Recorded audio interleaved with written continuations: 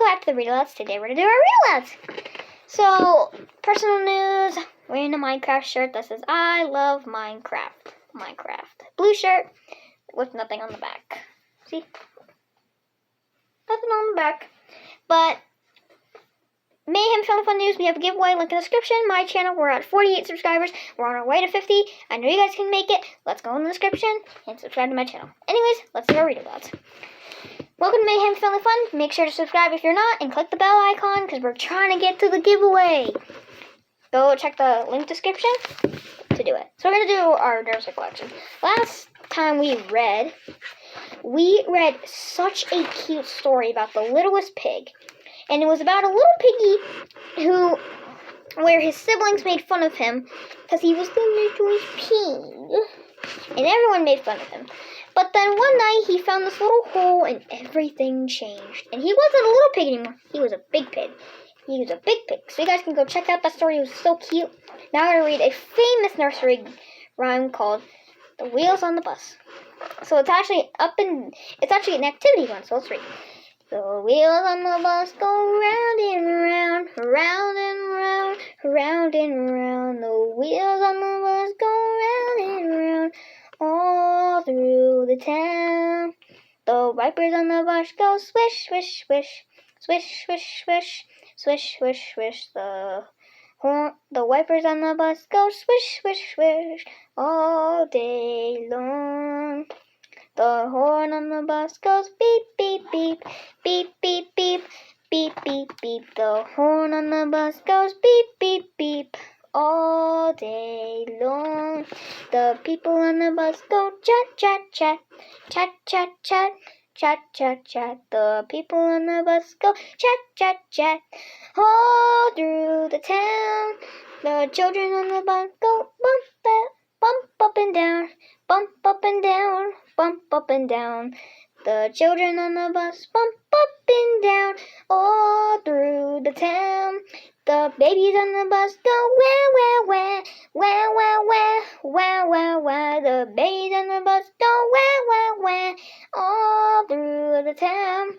The grannies on the bus go knit, knit, knit, knit, knit, knit, knit, knit, knit. The grannies on the bus go knit, knit, knit, all through the town. The wheels on the bus go round and round, round and round, round and round. The wheels on the bus go round and round, all through the town. So that was Wheels on the Bus. I know it was a little long song, but I like to make it long. Okay, so let's do the activities. First one, round and round, swish, swish, swish, beep, beep, beep, chat, chat, chat, bump up and down, wah, wah, wah, knit, knit, knit, knit, knit, and round and round and round. So you guys can look at these activities. You guys can pause this one at one. Here. Okay, you guys can pause that. So tomorrow we're going to read about 10 green bottles and Fred, Spanish, I don't know, this song. So we're going to have to translate that tomorrow. So that will be very exciting. So that's, next time we read, we're going to have to translate it because I don't know one of the stories. We're going to read Old School next. So last time we read about how one of the boys were able to go home. And the reason will shock you. And I'll give you a hint. It has something involved to do with deodorant. That the people that were working it, took away the deodorant. So you guys can go check that out. Now it's Saturday in the world, but just not. Unfortunately, it's Thursday. We have one more day to go, and it's the weekend. This week has been so slow. All right, let's go. Saturday. To be honest with you, I'd forgotten all about Rolly until he returned to camp yesterday morning. So if you guys don't remember the accident, the little event that they had to do, where they had to do a trustful, and the accident involved a teeth getting stuck in Rolly's head. So you guys can go check that out.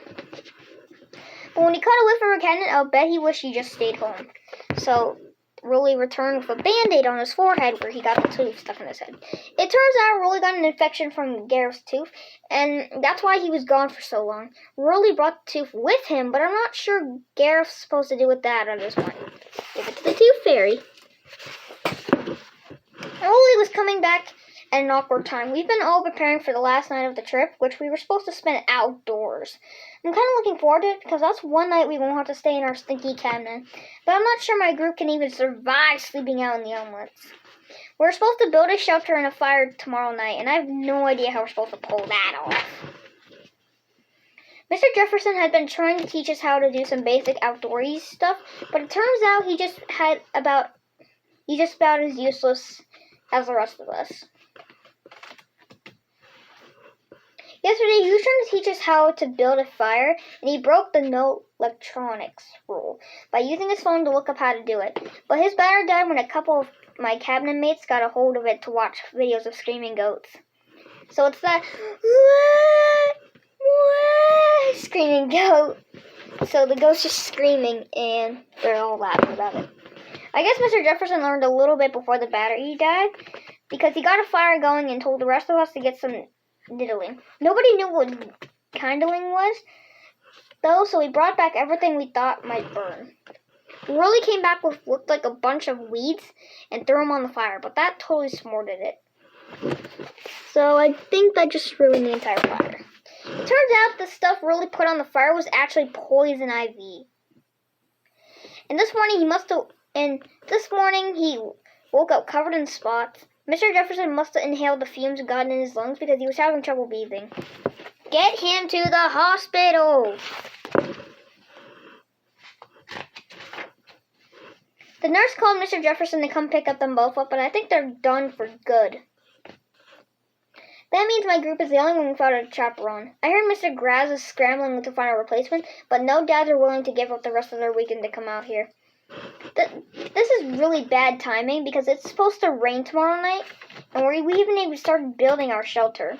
I tried to spy on a bunch of Boy Scouts in it to see if I could pick up any pointers, but those guys were willing to give away their secrets. So he's trying to hide in a bush right here, and the guy's like, "Hey," because he noticed that this fort kind of cool. While we were trying to set up our camp, some other group raided our camp.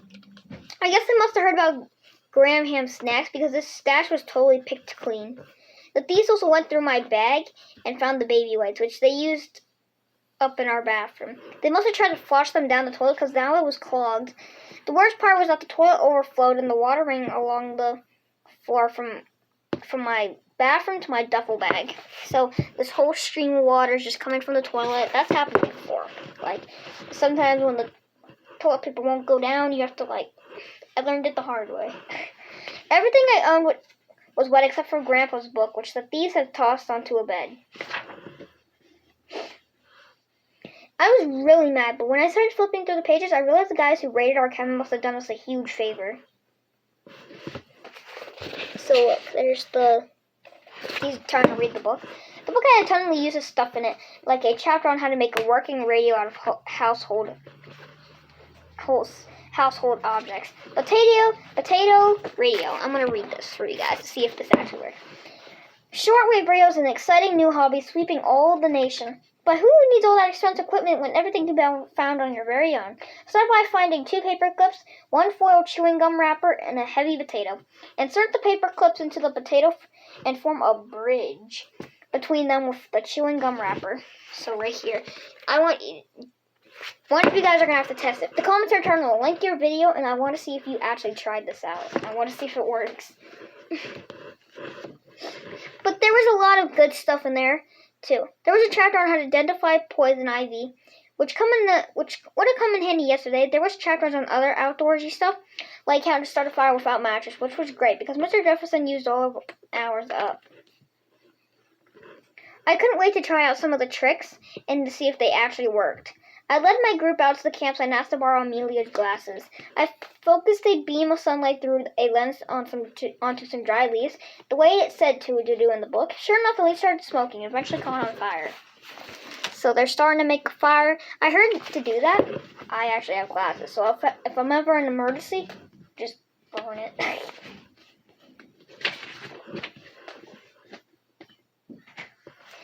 Everyone was excited that we could make a fire without the help of an adult. But we got a little carried away for high fives, and Mina's glasses got crushed in a celebration. Come on, guys. Sorry, guys, someone wanted me. Apparently, Emilio was blind as a bat without his glasses, so the rest of the trip might be a little challenging for him. So since he doesn't have his glasses, he's just smacking into trees and everything. Luckily, Jefferson wears glasses too, so we can make another fire tomorrow. When we got back to our cabin after dinner, we got a cold splash of reality. The flooded toilet added to the overall smell in our cabin, which was totally overpowering. We mopped up the floor with our dirty clothes and put them in a couple of trash bags. But that still didn't do the trick. They're just trying to use their brains, but nothing's working. The worst smell seemed to be coming from us. And the only way to deal with that problem was with deodorant. Deodorant said that maybe we should raid one of the girls' cabinets and steal some of their deodorant. But that turned into a big debate about whether girls actually use deodorant. Well, some of us do. Not every girl uses them, to be honest. But what everyone was excited about was the idea of going on a raid. The person who was most excited was Emilio, but we told him it was too dangerous for him to go with us since he couldn't see. He said he needed him because he was an excellent sense of smell and could sniff out the girls' cabinets. We weren't sure if he was bluffing, so we ran through a smell test where he had to identify a bunch of different things, and sure enough, he got every single one right. So Emilio was in. We started getting ready, but right when we were about to head out, Mr. Nuzzy came back to check on us. So they're just wearing these, and Mr. Nuzzy's like, what in the world? I guess it was pretty obvious to Mr. Nuzzy that we were up to no good, so he told us we'll be all in big trouble if he caught us and we were sneaking out. Plus, he heard Sly Scratch was on the patrol tonight, so we better stay indoors. Then Mr. Nuzzy left, and a few minutes later, he came up with a bottle of baby powder. He sprinkled it in a big circle around our cabinet so that if we did leave, our fingerprints would give us away. Everyone started to panic because they thought we were trapped in our cabinet for the rest of the night. When I remembered a chapter from my book that could help us. Hiding your numbers. Ancient ninjas had a clever way of fooling their enemies. When traveling in a group, ninjas would walk in single file, carefully stepping into the same set of footprints. Then they would amuse their pursuers who would be shocked to discover that they were not following the tracks of one person, but many. Mr. Nuzzy had left his own footprints in the baby powder when he was spreading it around. So all we needed to do was follow his exact footprints, and we never know when he left. The only problem was that Mr. Nuzzy's footprints were a lot bigger than any of ours, but Mr. Jefferson had left his hiking boots under the bed, and that looked like a perfect match. I went first, but it was a little hard staying in Mr. Nuzzy's track, but I made it to the other side of the baby powder.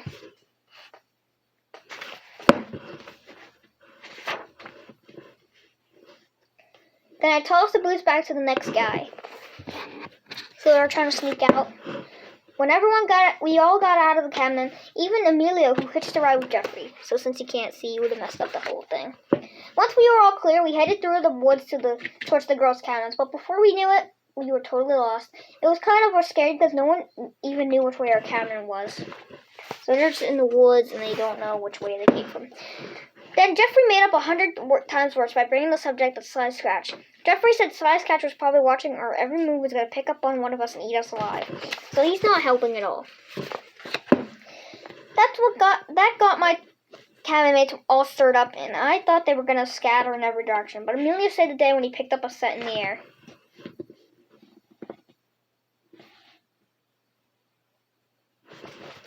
So he picked up a smell.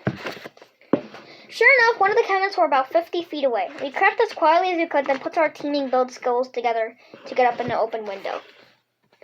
It sounded like everyone was asleep inside, so I lowered myself through the window and dropped down to the floor without making a noise. So he successfully got in. But when I looked around, I realized I was in a cabin full of Girl Scouts. I decided to call off the mission to get to the deodorant, but then it was already too late. So they already got a guy in and banged his head.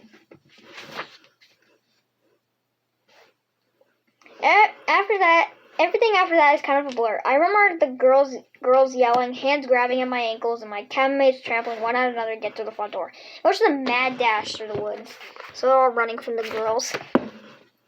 Don't ask me how, but we found our way back to our cabin. Unfortunately, we all forgot about the baby powder, and we totally trampled it. But at that point, it was the least of our worries. I thought the mission was totally failure, but it turns out we didn't even come back empty handed. Grandpa swept the bag at the girls' cabin and brought it with him. So they're all like going like panting. I definitely wasn't comfortable stealing and said that one of us needed to seek the bag back to the girls' cabin before anyone noticed it was missing. But when I got outvoted on that idea because everyone else was curious to see what was inside, so they're just dumping the bag out. The clothes in the bag didn't look like they belonged to any girls our age.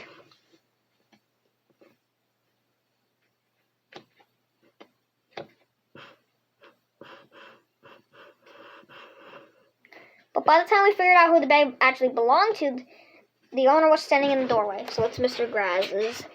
If you don't know who Mr. Graz, it's Mrs. Grazione or something like that. I don't know. But I call her Mrs. Graz for short. I thought Mrs. Graz found us because of the baby powder, but it turned out it was even easier than that. As soon as she opened the cabin door, she found Amelia stumbling around the door, which goes to show you she should never leave a man behind. So they completely forgot about it when they were running. Mr. Graz chewed out some immature shenanigans. She said we couldn't be trusted on our own for the night, so she was going to get on the phone and find an emergency chaperone.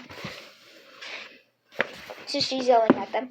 I couldn't imagine who'd be willing to drive all the way out to this place in the middle of the night, but I knew whoever that was, he wasn't going to be happy about it, and it turns out I was right. So Dad is now the new chaperone. Like, he's tired and mad and everything.